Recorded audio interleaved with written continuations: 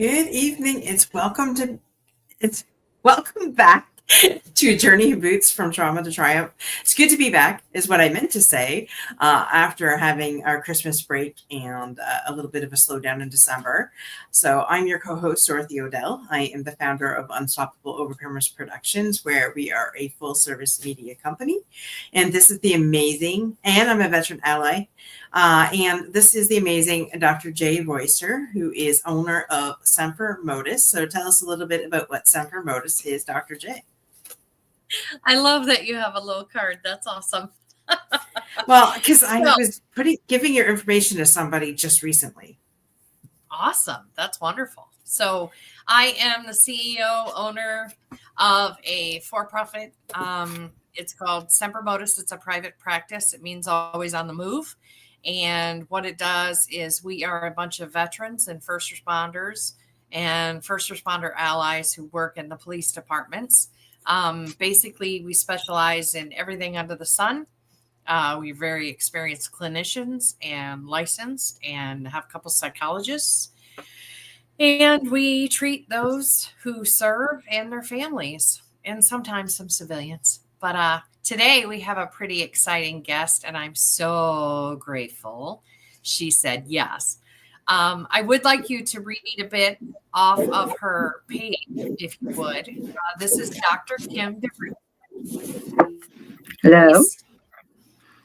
And her and I have become very, very close lately because she's a human being, and I am very interested to hear her story. So welcome, Dr. DeVries. Thank you for having me. It's really an honor. The honor's ours. For sure. Yes. All right. So you wanted me to read a little bit of her CV here, did you? Like, we could be here all night, but here we go. Dr. Kimberly is the operations manager of the USO Central and South Florida, a retired Army Master Sergeant. Kimberly has collaborated with professionals across various industries to spearhead strategic growth initiatives, continuous improvements, and event management. She currently leads a team of Center Operations Specialists in Tampa and Orlando, overseeing operations that cover MacDill AFB, Cape Canaveral, Patrick Space Force Base. Like, what a kick-ass. But this I got to read this part. I'm skipping, not that I don't want to go through everything, but she spent the majority of her military career as a flight medic on a Blackhawk helicopter. I read that and I was like, kick ass, like badass woman here. And I was having visualizations of, what was that movie? Anyways, it doesn't matter. Real life is better. Bridge Under Fire, Blackhawk Down, which one? Blackhawk Down is normally what? Yeah. Well, yeah. And there's that one, it was a weekly episode. Anyways, I don't know. That was back in the day when I was young. She received all of her degrees from the University of Charleston, where she also serves as an adjunct professor in the Masters of Strategic Leadership program. Her focus for her doctorate was on trauma-related impact on leadership identity. I need to know more about that. Kimberly is married to her husband, Paul, and she has 3 beautiful daughters. Kayla, who is a Blackhawk pilot. Hello, like seriously, that's kick-ass. Eden, who is a chemist, and Jordan is graduating 2025 from USF as a high school English teacher. Wow, that is one heck of a brainiac family. And welcome to the show. And kick-ass, like seriously. All right, so you go ahead, Dr. Royster. You start us off. Well, I will tell you, when I asked her what she did in the military, because we always ask, what's your MOS? And she's like, I was a flight medic at Blackhawk. And I'm like, wait, what? I had no idea she spent 24 years in the Army, let alone that she was a flight medic on a chopper. Like, that is unbelievably amazing. And I was like, okay, I was just in the Air Force. And she's like, don't do that. Do not do that. We had a whole talk about that, and I was very much corrected. But I want to start at the beginning. Like, I know you're from Kansas City, right? Not originally, no. Oh, really? Okay, start there. Yeah. So I was born in New York. My father had been in the Air Force for a short period of time, married a very wealthy woman. Family was very wealthy out of Oklahoma. They met while he was on the Air Force in New Mexico. So I was born there, but about I was a year old or whatever, my parents moved to Moore, Oklahoma. So tornado capital of the world, if you don't know where that's at. About 15 miles from OU. So I grew up on the Sooner football field. Lived there until I was probably in about 8th grade. And that's when my parents had been divorced and I went with my dad. We moved to Kansas City. So that's how the Kansas City track happened. And I got there the first time. And then just found my way back there, left Kansas City for a while with the Army and doing other things, lived in Oklahoma, Texas, a bunch of other places, and then found my way back to Kansas City until about 2 years ago. Oh, wow. So what made you go with the Army? Like, of all the branches, you're a brilliant person. So why Army? So I think if I go back and think about my younger self, I think a lot of the decisions that I made were based on very young adolescent molding of who I thought I was or what I wasn't. And so a lot of that came from, you're never even going to graduate high school. You're not smart enough to do anything. I used to cry trying to do math. And so I grew up really having this imposter syndrome that I was something that I wasn't, or I was trying to be. But I knew very much from an early childhood of having a very abusive situation with a mother and not feeling wanted or needed, that I knew my biggest desire in life was to have a child and be a mom and be this great wife and all these things. And I spent a lot of time watching soap operas. So that's the way I thought life went. Our lives, all of that happiness. So my daughter's name is Kayla. Watched Days of Our Lives, and she was named after the soap opera. So that's awesome. I love that. Some crazy stuff. So I would say it all, and I'll get to your question, but it all really started with the fact that in high school, dating my high school sweetheart, very kind of bad situation going on at home with a stepbrother and a stepmom. Very, very, very bad. And it all came to a head my senior year in the spring or whatever, when there was a situation and basically my stepbrother caved in my ribs and my face. And my boyfriend came over and picked me up, and I went and I stayed with him and his mom. I wanted out of that house, so I got married. I understand, literally August after school was over. To my friend, and we got pregnant with our daughter and had her about a year later. And Kayla changed my life. I knew right then and there that I needed to do whatever I had to do to break the chain, to show her she was loved. And I fell in love with this girl, and I just knew my purpose. So why did I join the military? Well, Kayla was about 3, getting ready to turn 4. I had gone to school to be a paramedic. But really wasn't doing anything with my life, really had aspirations to really do college, but that you're no good right there. And so worked at the hospital basically as a patient care tech, because back then, even as a paramedic, you were just working as a patient care tech, wiping behinds. Scraping by to try to make it on a daily basis, right? Young, dumb, and stupid. And I don't know, I saw something about the National Guard and knew nothing about it. And I literally walked into the National Guard office and I said, look, I don't really care what you can give me or bonuses or anything else like that. I do know you pay for college. I want to be a combat medic. I've already done this. So how do I join? And that recruiter couldn't have got me the paperwork fast enough. And I typed it up on a typewriter. So that tells you when I did it. So he said, here, you're going to do your enlistment packet. And oh, by the way, I can get you into MEPS today. So we're going to go over there. I literally went to MEPS, did physical, signed up, signed on the dotted line, never told my husband, never told anybody I was doing it. And this was February 9th of 1995. And I left for basic training March 30th or 31st of 1995. So I had to go home and tell my husband, oh, by the way, I just joined the military. I got to go to basic training in AIT, but it's just the National Guard, so I'll be back. And my sister's going to watch Kayla because I knew that he probably wasn't going to be able to handle it. And she lives in Oklahoma. So in this time frame, I got to get Kayla to Oklahoma. I got to explain to a 3-year-old mom's going to be gone for a while. But I knew in my heart I had to do something to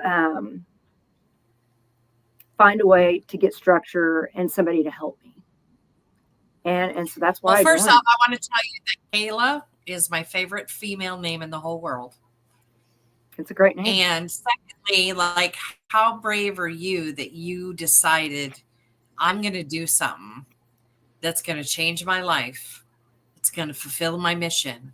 And I'm going to prove every motherfucker wrong. Well, and who knew that I was giving my daughter to my sister. My sister worked for a TV station in Oklahoma, and my brother-in-law worked for the federal building. So 1995, what happened in 1995 in basically March, right? The Murrow building got blown up. So I can remember in basic training, you know, we had the telephone booths, so you couldn't really call home very often or anything. And I remember a drill sergeant walking in, we were cleaning weapons or something, and time stood still because he was like, you guys better get ready. Oklahoma just got blown up. That's all he said. Wow. So that's the first bit of like trauma that I experienced in basic was, but my daughter's there. Now, what's the chances my daughter's in that area? But we just don't know. Like, you don't know. Right. So at some point in time, the word got back to our CO and everybody else, and I got pulled out to try to keep calling, right? It was a good 3 to 4 days because the phone lines were down in all of Oklahoma. Like, they were just overloaded before I found out my daughter was okay and my family was okay. But there was no, wow, we'll go home and figure it out. That just didn't happen. Right. And you didn't cry in front of anybody, so you cried in the shower. That's what you did. Yeah. And you didn't have much time to do that either. No, you did not. And I was older, so I went in at 24. And back then, so you were in charge. I was the mom, you know, of everybody. Yeah. Yeah, So the worst thing happened in my basic training. What's funny is I went in a year before you, like March 28th, 1994. And I remember, like, we didn't have access as much as we do today, clearly. But I think we used rotary, you know, the actually plugged in corded telephones. And I remember everybody told us that Madonna died. And like all the women were upset and we were singing all of her songs and it was ridiculous. And then come to find out it was Nirvana. Yep. And I remember getting a day off when Nixon died, but I don't really like that was 30 years ago. So, right. Isn't it amazing how time flies? Like, you went in 30 years ago. Well, I think about it. Amazing. Oh, I appreciate you so very much. You know, I think about it because my daughter joined at 17, and I never in a million years. So for all of my children, I never talked to them about joining the military because I wanted better for them, to be real honest. And the military was great for me, but I wanted better for them. So I was going to, if I had to work 12 jobs, if I had to do whatever, they were going to get college. They were going to get, and it wasn't when you go to college, it was, you will go to college and mom will pay for everything, but you'll go to college, I'll figure it out. And I can remember coming home from deployment and not to jump too far ahead in the story, but I did a pretty big rescue. And there was a video that somebody made of me and different stuff that I did when I was deployed. And I sent it home to my daughters. And I just found out, literally just found out probably 2 weeks ago or 3 weeks ago, that video is the reason my daughter wanted to join the military, that she saw me in action and she decided that's what she wanted to do. But she came to me to say she wanted to join. And I at first said, no. What? No. And she said, why? And I said, it's not good enough for you. And she said, but mom, it was good enough for you. And look at you. You're my role model. And I broke. And I was like, So I let her join at 17, and she joined as a combat medic to start off with. She is now 34. Think about this. She can retire in 3 years. Oh my gosh. Wow. That's crazy. That's insane. That's so awesome. Yeah, that's just insane. So how does it feel But how to cool have a daughter as a Blackhawk pilot? You know, here's what I will say. Tremendous. Like that. I mean, to see her in a field that I was in, and she is, even better, she is the commander of the medevac unit I served in, just FYI. So that's full circle right there, right? But I will just tell you, despite me, and I know I'm a good mom, but despite me, I have 3 freaking incredible daughters that have done things that their badassery far exceeds anything I could ever do. It's just incredible. They're just good people. And so it's humbling. It's really humbling. And it makes me take a step back, and I'm very proud of the things that I did, but it takes me a step back and I'm like, holy crap, I haven't done near the stuff that they've had to go through or do, and it blows me away every day. I love that. And Jordan crochets, so her and I are buddies. Yeah. But yeah. So what was your most memorable favorite experience in the military? I mean, you served 24 years. Like wow, I can't imagine. So like looking over your career, and I know you don't highlight this very much because you just keep it moving, but what does that look like? Like, what is the best experience that you can recall? Because you talked about some rescues, so I'm wondering which one sticks out the most. Yeah, so I am an adrenaline junkie. So anytime I could get on the JP, which hangs down from the helicopter and hang 250 feet and do training, that was great. So I think when I was in Kosovo, deployed, and when we were on not first up, which when you're on first up, that means you're doing emergency rescues. That's somebody's dying, whatever the case may be. But then when you're on second up, that's when you're in a training status. You could get called up at any time, but you'll like train on different things. And then your third status is a rest period. So one of the things I think stands out more than anything is I was the only female flying medic. So a lot of times I was utilized for the pomp and circumstance and go out and, wave my hand and stuff. But we would do medevac training to our allied forces. And I will tell you, and I'll try not to get choked up, but training the Ukrainian soldiers was probably one of the best experiences of my life, because all of them, like whether we were training Ukrainian, Russian, French, it didn't really matter. They were amazing, because when we trained on medevac operations, I would teach them on the ground stuff. Then we would literally fly off in the helicopter and they'd be on the ground, and I would go down on the JP. I would secure them on, and I would bring them up one at a time into the helicopter so they could see what it's like. And their faces get like this because they want to do all this, and I have to wrap my arms and legs around them so they don't mess us up and make us spin. And seeing their excitement and having them look at you and think, oh, this is a girl. So I think one of the best experience I had was the training, but I did a live rescue over there where I rescued 2 Marines and a interpreter in the middle of a water. They drove a Humvee that was not snorkeled into water that had a drop off, and they were going under and they couldn't really swim. It was rapid waters. So I rescued them off the top of the Humvee. And this is written out of a movie, because you've seen my helmet. Too bad I didn't bring it sitting right here, but my helmet is painted. And on the helmet is a picture of a monkey on the JP. And they used to call me a monkey medic because I would go climb over anything. So I land and my visor's down because you have rotor wash and everything. And I flip the visor up to tell them I'm going to take you one at a time, because on a JP, it's not like a sled. You take one at a time. And the one Marine goes, oh shit, it's a girl. Just like that. Oh. Drown, sucker, drown. Kidding. And kidding.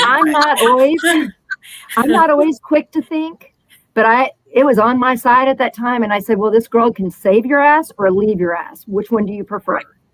Yes. And he's like, we're going with you, not a problem. And I flipped my visor down and I pointed to where he needed to be. I locked him in. And then for the JP, I literally have to wrap my legs around you. The JP's in between us, but I wrap my legs around you to keep your legs from flailing around and stuff and having you slip off. And then I have you put your arms around, and then I wrap one arm around and I stabilize us with another. So it can be very maybe embarrassing. Now, it can be a turn on for most of them. They're like, ooh, this girl's wrapping her legs around me kind of thing. But it's a little embarrassing when you're being rescued because you were stupid and a girl had to get you. So I think that's probably one of my best experiences. And I got an Army Navy medal out of the deal. And even Marines and Navy guys don't get a medal half the time. And I got one. I freaking love that. Yeah, it was a good time. Oh my gosh. We have such a badass in the house tonight. Like, seriously. I'm surrounded by badasses. What I mean, like, come on. Like, wow. You almost have me signing up. I'm 48 years old, which they'd never accept me. But I almost want to sign up just to have that experience and then drop it. Well, I tell my daughter all the time now that I'm a civilian and stuff. And I was like, you know, they need to there for a while. We used to take families up every once in a while, like on family day and all that other stuff. And my daughter and I have a desire, and I'm sure she'll make it happen at some point, for us to fly together. Because I got out before she started flying, or she was flying, but she wasn't in that unit. So we didn't get a chance to do a mother-daughter flight. And so that's the hope, is to do a mother-daughter flight at some point. That would be epic. Yeah. If anybody's listening to this that has the power to do that, we would really love to make that happen. And then we want a video, Dr. Kim. Powerful people. I think she could make it happen if she so chose. Yeah. No, you know, they just there a while back, probably about 10 years ago, with politics and finance and this and that and everything, and then some extra accidents that were happening around, they really kind of tightened things up. It happens every once in a while. They still do like a boss lift. So you can, if you're a service member and you're in the military, you can recommend them for what's called a boss lift, where if your boss gets chosen, they have a special day where they take them up in a helicopter and they do stuff like that. So I'm sure it can work out someday, but I may need like my therapist. I was going to say, I might need my therapist and a media person to go with me. Exactly. I love it. Need a little bit of everybody. No, you can hire me for a day. I'll nominate you. Well, I hire you both because we need media presence there too. So make it all happen. Perfect. I'm down for that. There you go. There we go. That's awesome. Everybody's being nominated. Let me go. Let me just video 24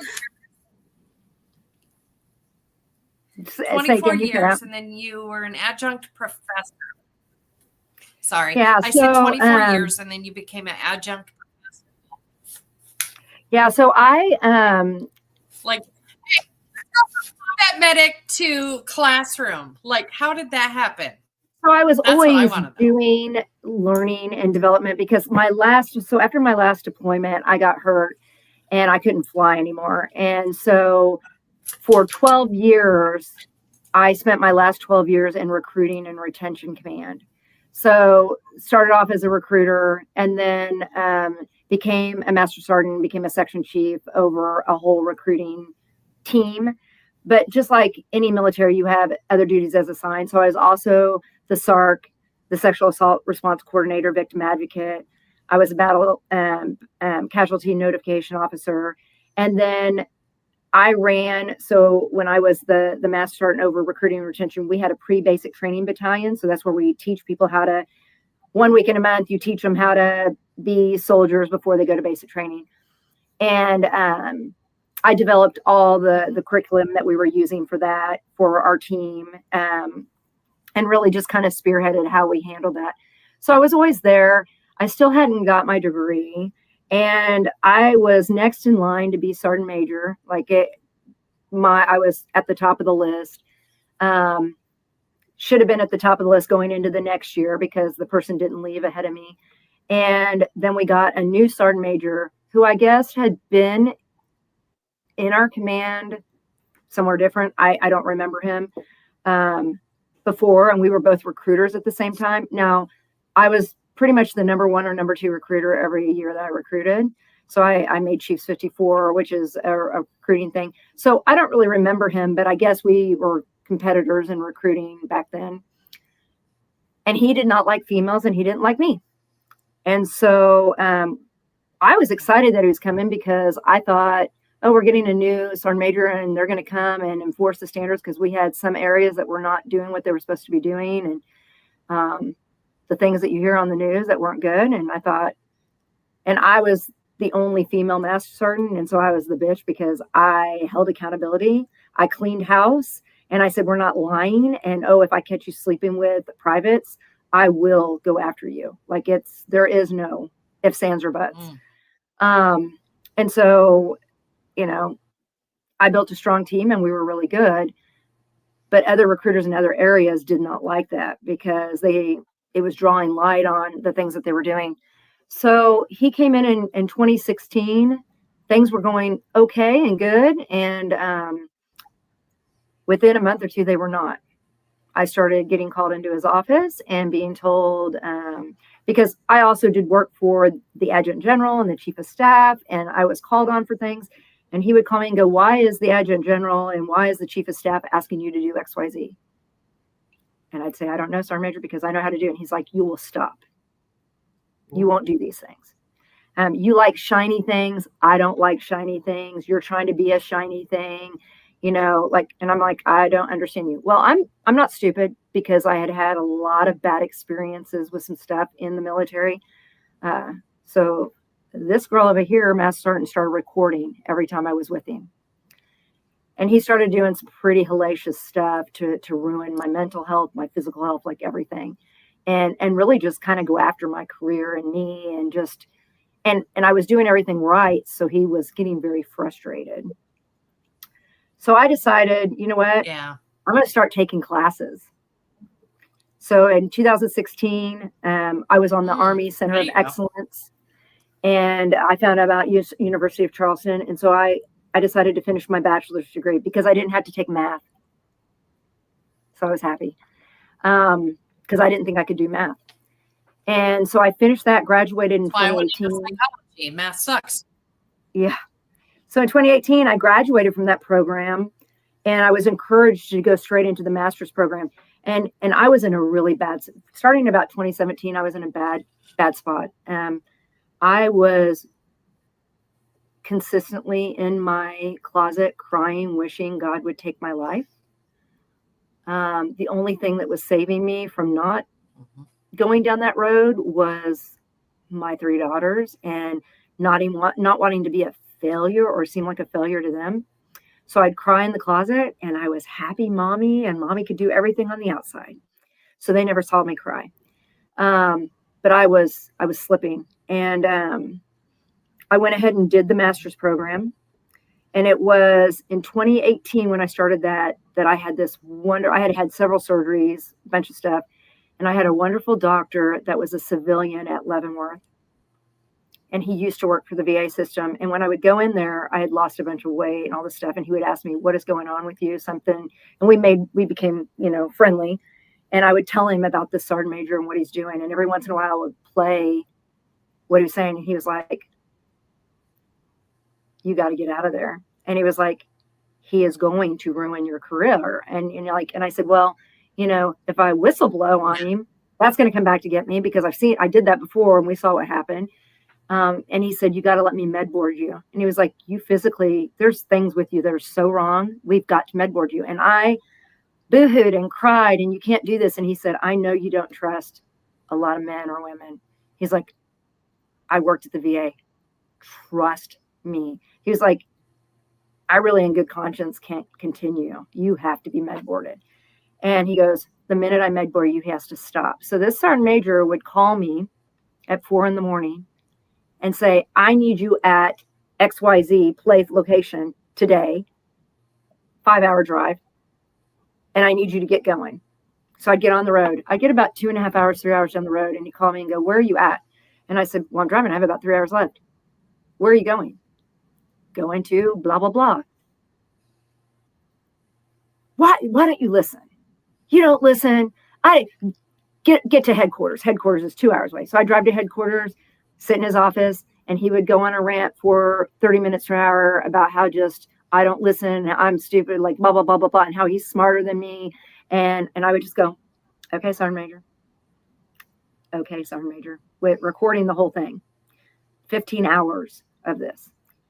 So I was at a broken point. I was not in a good marriage either. And so I decided to just trust. I didn't know what else to do. I thought, what is going to happen? And so he put me into a med board, which took a little over a year to go through. But during that year,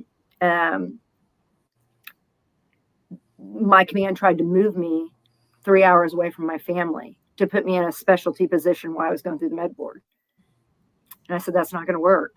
"Well, I guess you could resign." I said, "That's not going to work. I'm in a med board." So I went back and got advice, and I got it to where I didn't have to go in anymore. But then, so I'm at home, right? Because by that point in time, I think we counted, I was on over 35 or 40 medications. Wow. Yeah, I was on a lot. So doctors weren't talking to each other. So, and I remember my oldest daughter saying one time, like she walked in and saw me and she was like, "What is going on? Like, this is crazy. Why are you on all this stuff?" And I was like, "Because they said like whatever." But I just was a shell of who I am. And I was making it every day. And I don't know how, but I can remember one time I got a call from my commander and my sergeant major, and they said they needed to do a wellness check on me at my house, because they're thinking I'm just playing around. So I had a really bad headache at that time because I had migraines, and I was laying on my couch. I didn't even get up to go answer the door. I had my daughter or somebody go answer it, and they came in and they were sitting there. And I remember I was really sick from the headache and stuff, and they're sitting there and they're trying to talk about how they care about me and stuff. And I said, "You can cut the bullshit." I said, "It's all going to come around." And I said, "You've seen me. I'm here. Now you can get the fuck out of my house." And about that time, I threw up on my floor. Right. And they just looked at me and they're like, "We're still your commanding officer," and blah, blah. And I said, "Do what you need to do, but you need to get out."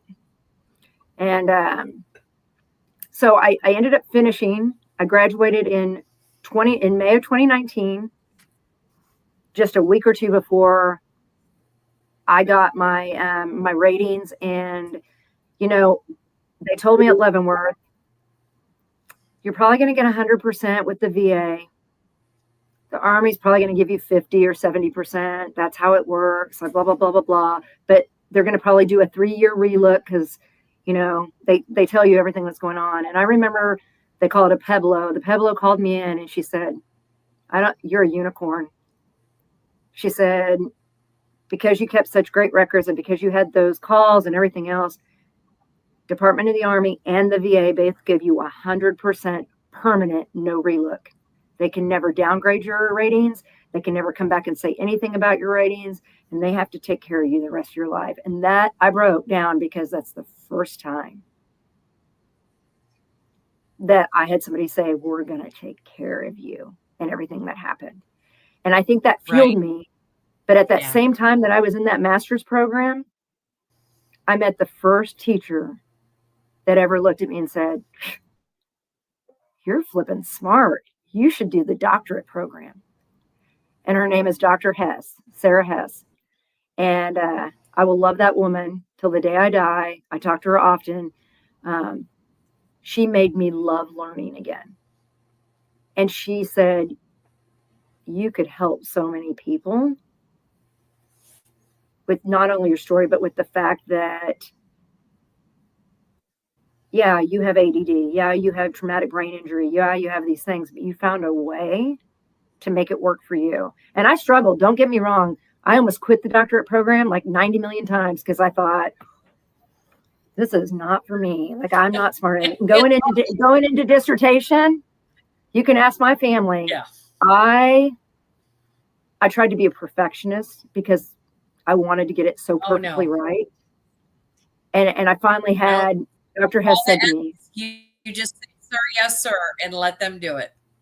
she said, I mean, when you're especially in the going through it, you're dissertation taking a block. phase, like the chair, the mentor. You're exactly right. Yep. So that's so I got it. Yeah, they make edits. You adjust. Yeah, I did it, and I did a qualitative study with female leaders that were, at all different higher levels, that had a little bit of experience underneath them. And it was a good platform to move on, and I do follow on. And, I'm going to pitch this out there because I haven't even told you this, Dr. Royster, but I was on a cruise. It was, my kids are really into Toby Mac at the time and Christian artists. And there was a Jesus Freak cruise that I went on during 2017. And again, in 2019, I was on this cruise. Both times I was on the cruise, I was woken up in the middle of the night with almost an audible voice that was like telling me, you need to write a book.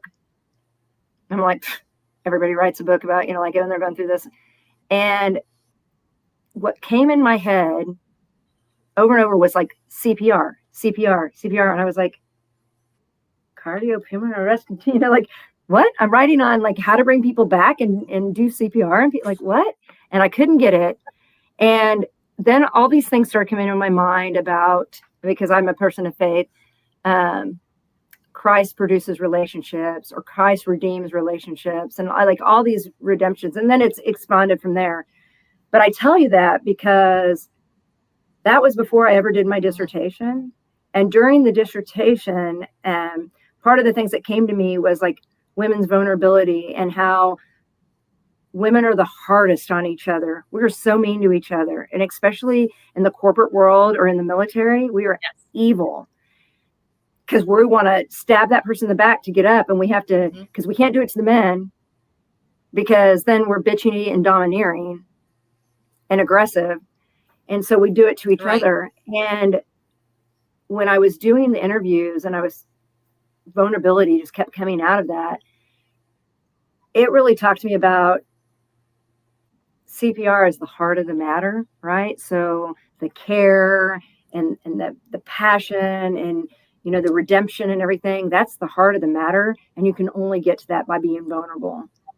And that's why I started teaching. It's like, okay, now I can like start teaching stuff. Now I've taken a hiatus from teaching because I took this job with the USO. So I haven't taught in a year. And I really thought, I miss it. And I thought, man, I'm going to go right back to University of Charleston. But I think I'm seeing some other things on the horizon that I'm really liking doing. So we'll see. Yeah. I just have to address this one comment from Sergeant Major Scott. Scott, he's not a sergeant major. He's a chief retired, by the way. Yes, he's retired. However, but he was a sergeant major. Yeah. Anyways, he says that's his excuse that he hasn't written his book. I call bullshit, Scott. I call bullshit. You have time when your kid is swimming that you could be writing your book. That's why they have phones. They have memos, Scott. Put it in there when you have a thought. I do it in my notes. That's where I do it. I like notes all day long. And then I take those notes and I throw them, I've written about 27,000 words in an actual book. It's Vulnerability, A Journey of a Leader, that I'm writing. It was supposed to be done in August. So I screwed up. Chief Master Sergeant. Sorry. I told you were corrected. Chief Hendrick is Chief Hendrick, and there is no S. Okay? Like, I've known this man for a long time, half a decade, I think. So he is a chief, retired. Anyway, long story short, he's awesome. You'll meet him, Dr. Kim. But I know she doesn't have Dr. Kim on her paper, but that's what I call her to everyone. But as far as, the book is concerned, I use what's called Otter, OTTER. I do probably a plug. But it's talk to text. You can copy and paste, send it to yourself, email yourself, whatever. Like there is no excuse that you can't sit there with your phone and instead of scrolling on IG, Chief, you can start chatting. Because that man has more servant leadership in his pinky than a lot of other people I know. And That's I can't awesome. wait for his book. I just want it signed. I'm just saying. There you go. What's your He could now, quit sir? the afternoon on his boat for one day and write at least a couple chapters. Yes, I'm busting your nuts on TV.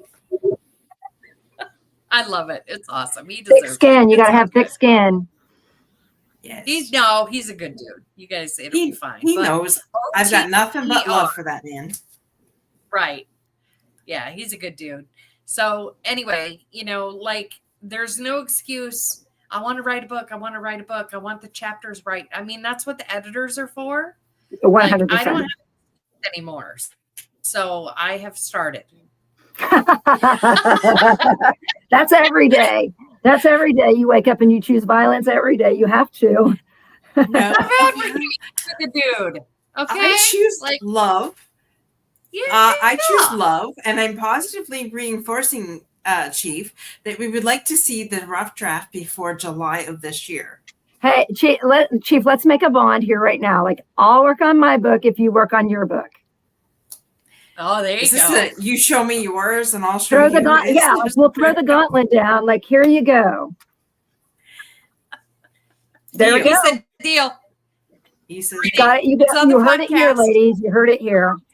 that's right. June 9th, 2025. You heard it here. January 9th. January 9th.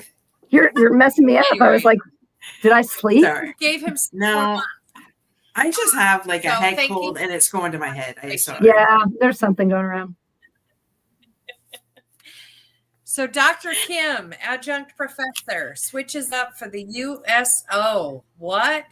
I mean, I know that you give back like every day, all day long, 24/7. You probably have ideas in your sleep how to give back. But like, what made you decide to like sacrifice money, time, gas, wear and tear on your car? Like, what made you decide, oh, the USO is where I want to be?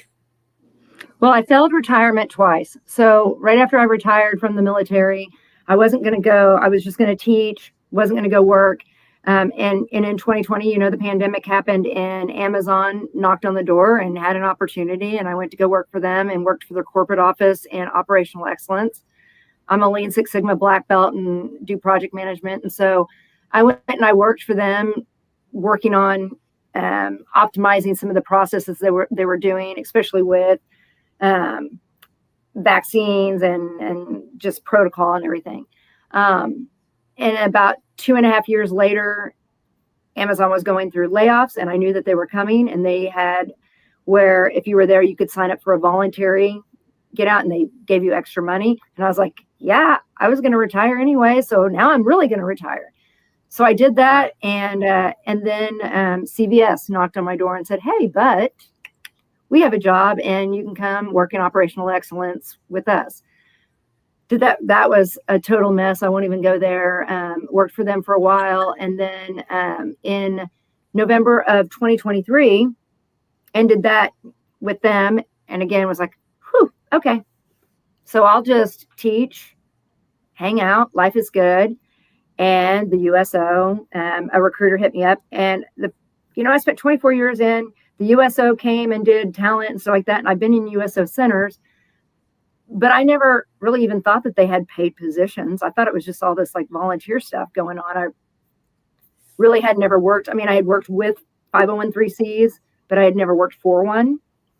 Right. So I ended up talking to the regional vice president. She was saying, hey, look, there's been some things in Florida, and we would love for somebody to come and take us in a different direction, kind of clean up. USOs used to be charters, like franchises, and now they're under one big umbrella. Well, that hurts a lot of feelings, because when you're a charter, if you're at a good one and you have Lockheed Martin or some big place that's sponsoring it, you're getting steak meals. You know, if you have Bob's Burger Shack, you're getting nothing. And so there was no consistency. But they changed that, and now everybody's under the same umbrella. And so I saw it as a challenge. And I just hit a year yesterday. And yeah, and it has been a roller coaster ride. I'm happy to be here. I wouldn't have said that probably 6 months ago. But the leadership and the team, everybody from my so in the state, you have an executive director, and then you have me, which I'm an area operations manager, but basically a regional director is what that person does. And then you have your team, and that's really the layers when you're in the state and not in our corporate or development team. And I will tell you, if it wasn't for my executive director, he's a former Navy guy, and he gets it, and he's a servant leader and has your back. And my regional vice president, Lisa Marie, she just hand down, just incredible. She was an attorney that came over and did all this. And yeah, she's married to former football. I can't remember his first name, Mike Riggins. Riggins is his last name. But she just cares, and she knows what she's doing. If I didn't have that leadership, I would have been gone. But things are getting so much better. So yeah, so I did take a substantial pay cut to come to the USO because I believe in their mission and what they're doing and where we're going now. And I really developed such great partnerships now in this area. And, you know, shout out to Disney and the Buccaneers and the Lightning and, you know, the Magic. And I could go with the Panthers, and I could go with the Marlins. I could go on and on because we have developed now a relationship that we're able to bring experiences to our primary mission, which is active duty and their families, and then veterans and retirees, that when you see them being honored, and I'm just going to throw you under the bus, I teared up watching you get honored at the Bucks game. So Dr. Royster got honored at the Bucks game. And I teared up because this is a person who doesn't want to talk about her own experience in military because she's just like, I was just. No, you're an example for other women. That you can be in just whatever service you want to be. And you can be so much more because it doesn't have to be who you are. It can be what you do. And then you can do so much more. Oh my gosh. So I must connect you with my good buddy, Jeffrey Knight. He is a veteran. What was he? Armed Forces? I don't remember. I forget what he said he was. Anyways, we had a conversation, and I made a whole thing about you're more than just a just. So when you said that, I immediately thought of Jeffrey, because Jeffrey and I went rolling with that theme. And I love that you said that. We're more than just anything. You know, you weren't just in the military. You weren't just in media. You weren't just, you know. And so when people say that, I really hate when they say that, because you're more than just a just. Yeah, and it's not who you are. And Scott, you're going to play out the second playoff game that we have here. So don't worry, we're going to get you in. I've already got you down. You're number one. I told you, you're number one on that list. So we need to step back here because my civilian brain is not wrapping around this. So when you say USO, what does that stand for? United Services Organizations. So the USO was developed in 1941. Bob Hope, right? Okay. So Bob Hope was the first movie star to go in a combat zone to bring relief and respite to the soldiers so that they could have a little bit of taste of home far away, right? So it started off that way with USO tours, taking stars and entertainment over to the troops overseas to just give them a little taste of home and let them know that they weren't forgotten. So the USO was developed, and we have stars on the side of our logo, and that's because there were 6 different nonprofit organizations, Travelers Aid, all these different people that came together to develop the USO back in the day. So from 1941 until I don't have the exact dates to it. The USO was there. They had dance halls for when, the service members came back, and they would have the USO dance girls there dancing, their dance tickets and all those things. And truly it was just to love on them. Right. Mm-hmm. And then after World War II kind of died down and things kind of chilled out and stuff like that, they're like, okay, we don't need the USO anymore because we're not going to have any more wars. We figured it all out. Life is great. And so the USO kind of went away just for a little bit. And then they were like, oh, no, there's all these things that they still need and these service members need. So it came back, and then it really expanded, right? So we still have the entertainment division, and they take stars, and we have stars that go overseas and come locally, and we have, football teams that do things and travel.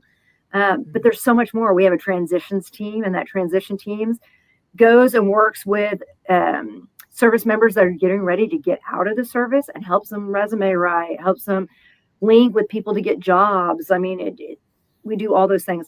And then we do the things like support the service members that are on base when they're deployed, when they're here. I mean, there's so much that it does. And again, a year ago, I was ignorant. I had no idea we did all these things. I didn't know we had 14 programs.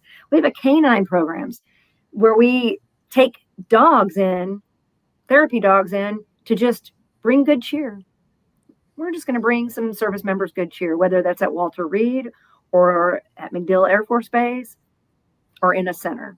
And then we have our airport centers, of course, the lounges where our service members can come in and rest while they're waiting. And we have free snacks and free food for them. And everything is free, right?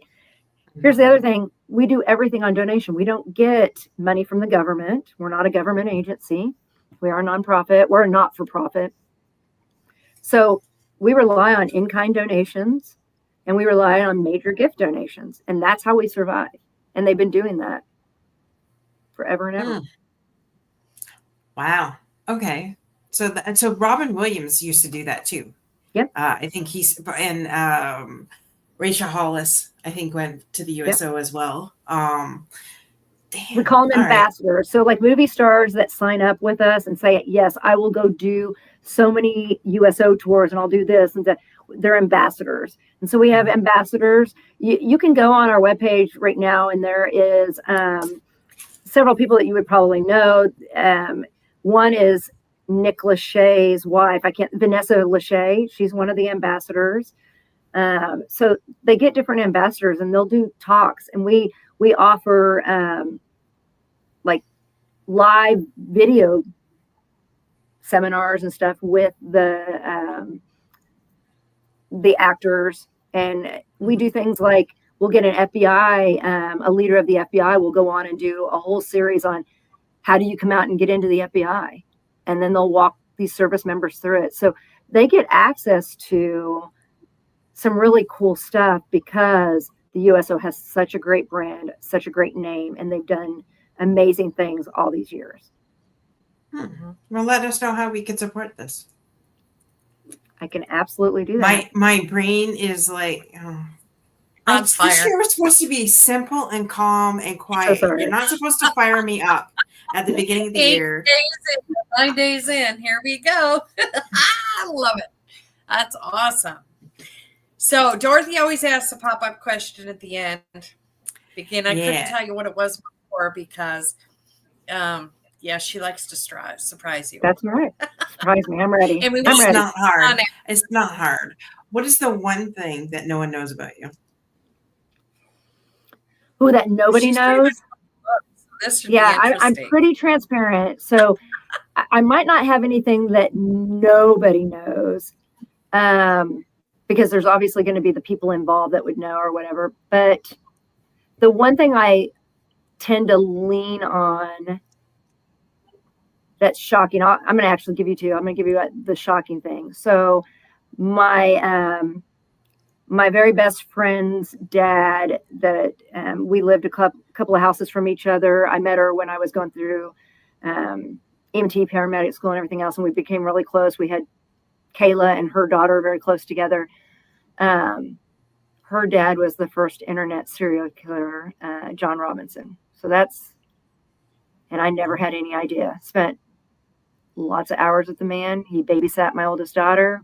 He was like grandpa, him and his wife, and never had any clue. So you can look him up. So that's something that not very many people know because I don't talk about it. But anytime I have a situation like this, I bring it because that's the one that just normally people are like, and then they're immediately going online to go look him up. It's pretty horrendous. But I will tell you the other thing that probably very few people know about me. I was a surrogate mother in 1994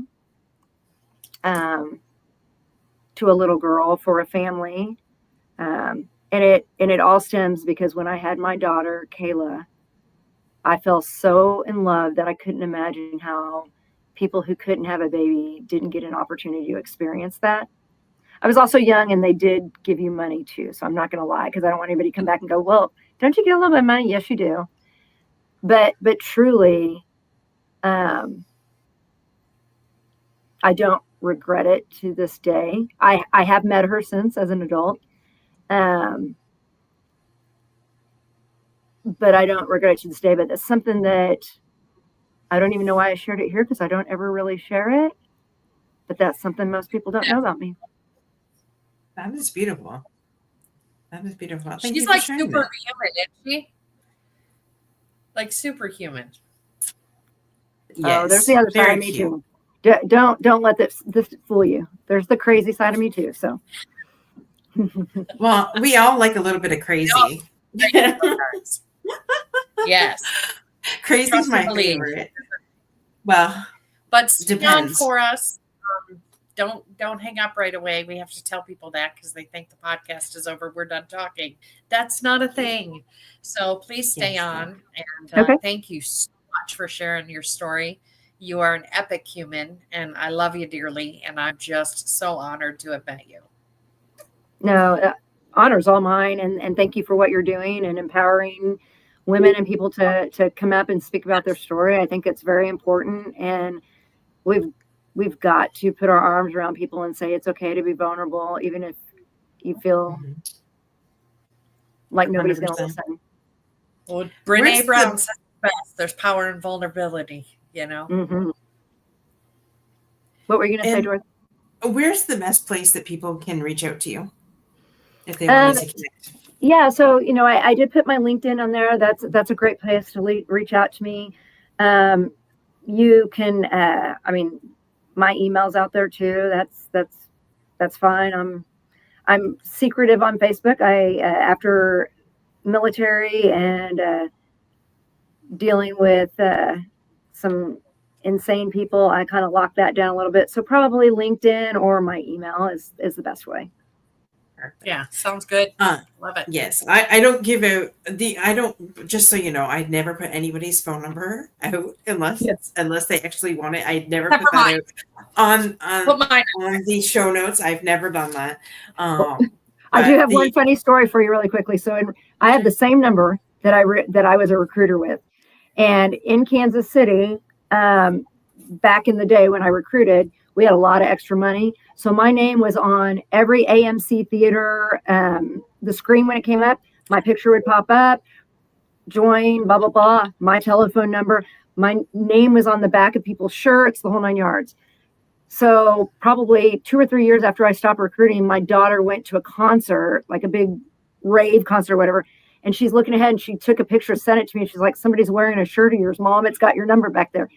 I probably just a year and a half ago or so stopped getting calls for military stuff because I never changed it. So so when people say your name was on the bathroom wall, my number was on the bathroom wall. So I love kind of a good That's thing. Amazing. It's fact. For more than one reason. Yeah, there you go. I could say so much, but I won't. I'll keep those comments later. Yeah, we get off here. Be fine. Yeah, exactly. So I just want to thank everybody who was watching tonight. We appreciate you for being here.